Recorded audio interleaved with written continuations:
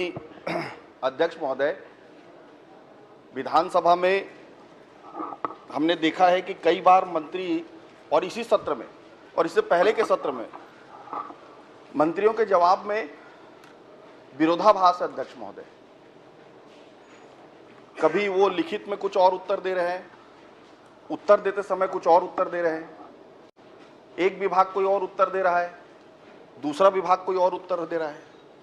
माननीय अध्यक्ष महोदय, आज के मेरे उत्तर में माननीय मंत्री जी ने कहा कि 23 प्रकरण लंबित हैं और ध्यानाकर्षण का उत्तर आया अध्यक्ष महोदय, जिसमें 47 प्रकरण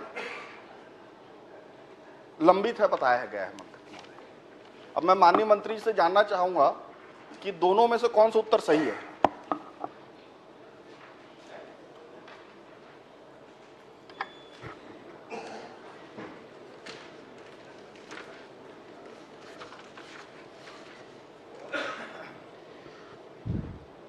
माननीय अध्यक्ष महोदय,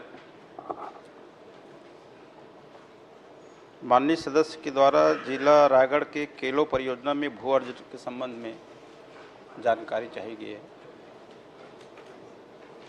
कि कितने मामले किस कारण से लंबित है।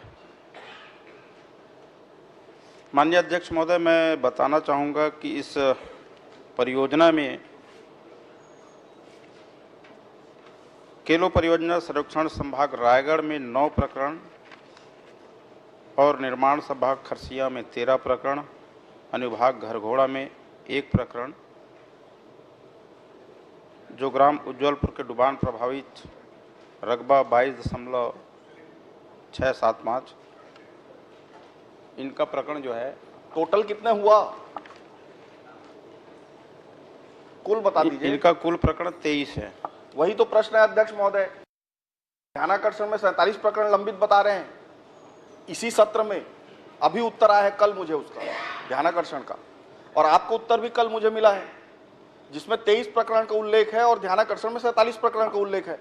तो आप मुझे बताने की कृपा करें कि दोनों में से कौन सा उत्तर सही है, क्योंकि ये लगातार हो रहा है मंत्रियों के हाथ, इससे कई अलग अलग उत्तर आ रहे हैं। तो आप पहले ये बता दीजिए कि दोनों में कौन सा उत्तर सही है।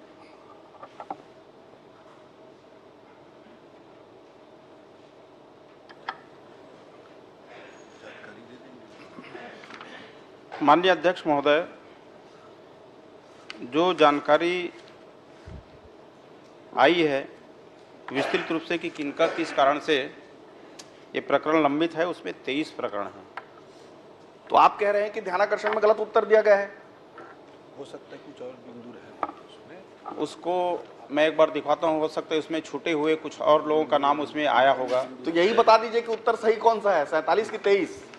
अभी उत्तर तो क्योंकि सही दोनों का समय देखिए, ये मुझे 9-3 को मिला है ध्यानाकर्षण का उत्तर।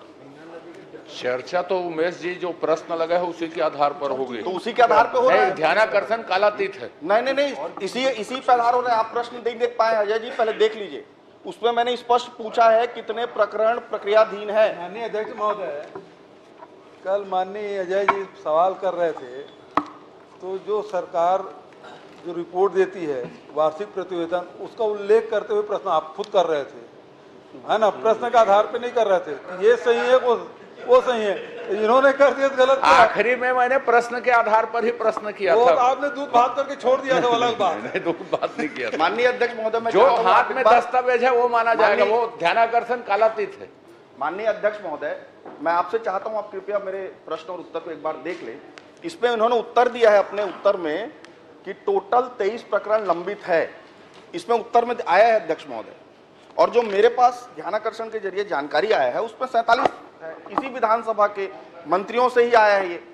तो मैं जानना चाहता हूं कि दोनों में से कौन सा उत्तर सही है, ताकि मैं आगे प्रश्न उस हिसाब से कर सकूं। अगर 23 है तो 23 के हिसाब से प्रश्न करूंगा, 47 और 47 के हिसाब से प्रश्न करूंगा। और ये व्यवहार लगातार है अध्यक्ष महोदय। मंत्री जी लिखित में कुछ और देते हैं, उत्तर कुछ और देते हैं, ये कई बार हो रहा है। या तो आप मुझे बता देंगे कौन से उत्तर को लेकर मैं आगे का प्रश्न बनाऊं। माननीय अध्यक्ष महोदय, माननीय सदस्य जो बता रहे हैं कि 47 उसमें जानकारी आई है, हो सकता है उसमें कुछ बिंदु और छूटा हो, किसी कारण से वो बढ़ा हो।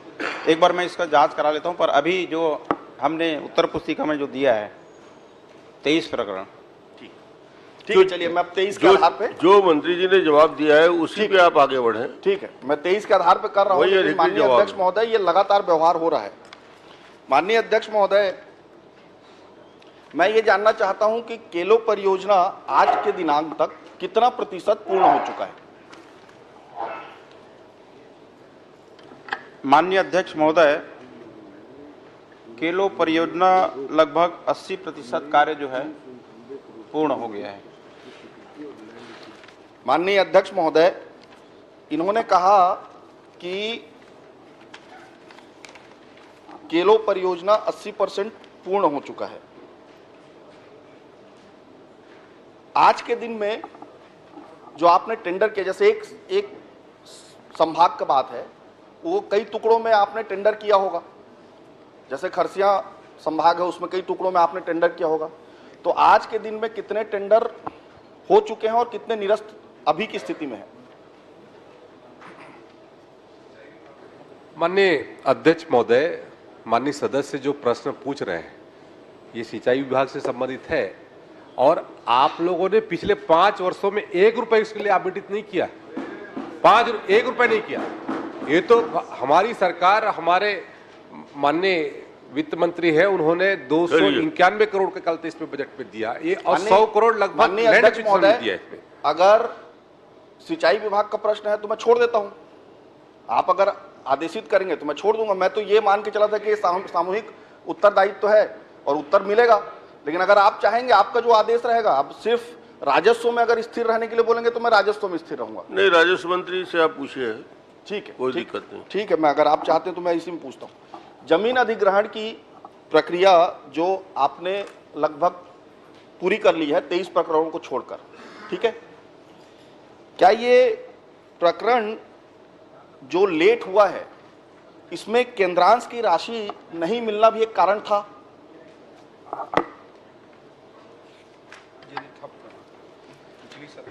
माननीय अध्यक्ष महोदय, ये केलो परियोजना जो है बहुत पुरानी परियोजना है, 2008-9 की परियोजना है और इसमें ये बहुत बड़ा प्रोजेक्ट है। माननीय अध्यक्ष महोदय, करीब 22,000 हेक्टेयर भूमि पे सिंचाई होना है और इसमें कुछ इंडस्ट्रीज है, उनको भी पानी देना है। और इस परियोजना में जो 23 प्रकरण लंबित हैं, उन लंबित होने के अलग अलग कारण है। ये भू अर्जन की जो उनकी राशि थी उनसे संतुष्ट नहीं हुए, ये लोग हाई कोर्ट गए थे। हाई कोर्ट के बाद नहीं, मैं सिंपल सा प्रश्न है, केंद्रांश की राशि है या नहीं है? नहीं है तो नहीं है बोल दीजिए, फिर उस हिसाब से मैं दस्तावेज प्रस्तुत करूंगा।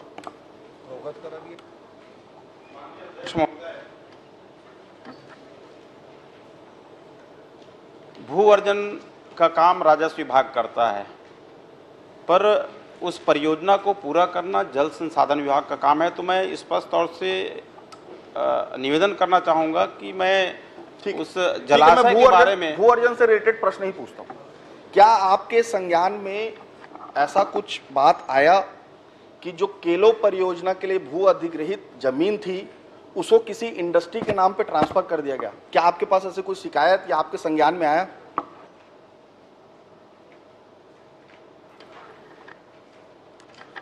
माननीय अध्यक्ष महोदय, माननीय सदस्य जो शिकायत बता रहे हैं कि इनका जमीन इंडस्ट्रीज को ट्रांसफर कर दिया गया है, ये हमारे पास शिकायत में अभी तक नहीं आया है। ठीक। माननीय अध्यक्ष महोदय, मैं बताना चाहूंगा कि अगस्त 2024 को खसरा नंबर 5/2, 6/2, 7/1, 8/1, 8/2, 8/3 समेत 22 खसरों का जो जोरापाली है, जोरापाली गांव, इसमें जो अधिग्रहित था केलो परियोजना के लिए, उसे जिंदल इंडस्ट्रीज के नाम से ट्रांसफर कर दिया गया अध्यक्ष महोदय। और ये एक बहुत बड़ा अपने आप में ये है और इसके ऊपर किसी पे ऊपर कार्रवाई तक नहीं हुई है। हमने शिकायत दिया कलेक्टर को अध्यक्ष महोदय, कि जोरापाली में इस तरह के घटना हुई है। आप जिंदल के खिलाफ कब से हो गए? अरे क्यों नहीं होगा भैया, अरे जिंदल के प्लेन तो आपके लिए चलते थे खास। हो गया, बोल दिए। 2024 अगस्त की बात है, इसकी शिकायत भी हमने की, अभी तक इस पे कोई कार्रवाई नहीं हुई है। तो क्या मंत्री जी बताएंगे कि इसमें क्या कार्रवाई करेंगे? माननीय अध्यक्ष महोदय, माननीय सदस्य उमेश पटेल जी जो शिकायत कर रहे हैं कि जलाशय की भूमि जिंदल इंडस्ट्रीज को ट्रांसफ़र कर दिया गया है, ये शिकायत मुझको दे, मैं निश्चित रूप से मैं विश्वास दिलाता हूं कि इसमें मैं कार्रवाई करूंगा। माननीय अध्यक्ष महोदय, इसी में ये तो लैंड यूज चेंज का मामला है, क्योंकि जलाशय के लिए था और लैंड यूज चेंज हुआ तो बिना आपके अध्यक्षता में जो कमेटी बनी है और उसके बिना ये ट्रांसफर कैसे हो गया? और आप कहते हैं इसकी जानकारी नहीं है। ये इतना बड़ा है फिर कैसे हो गया? क्योंकि लैंड यूज चेंज करना है, यदि या तो ओपीजी आप ही दे दो उत्तर। लैंड यूज चेंज करना है, यदि उद्योग विभाग को देना है तो बिना आपके अनुमति मंत्रालय में आए बिना राजस्व मंत्री का अध्यक्षता में जो कमेटी बनी है उसके अनुमोदन के बिना कोई भी भूखंड उसमें लैंड यूज चेंज नहीं हो सकता। और ये हुआ है तो इसकी जांच कराएंगे क्या विभागीय रूप से? यदि ऐसा हुआ है तो हम विश्वास दिलाते हैं विभागीय रूप से इनका हम जांच कराएंगे। कि ये सीधी बात है अध्यक्ष महोदय, अब जांच कराने की बात कह दी। चूंकि मंत्रिमंडल के माननीय राजस्व मंत्री की अध्यक्षता में कमेटी बनती है, उसकी जांच कोई अधिकारी नहीं कर सकता। तो मैं आपसे निवेदन करना चाहता हूं कि पवित्र सदन के कमेटी से जांच कराएंगे क्या?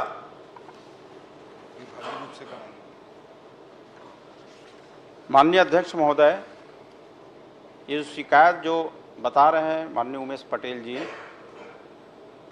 उसका हम विभागीय रूप से अपना जांच कराएंगे।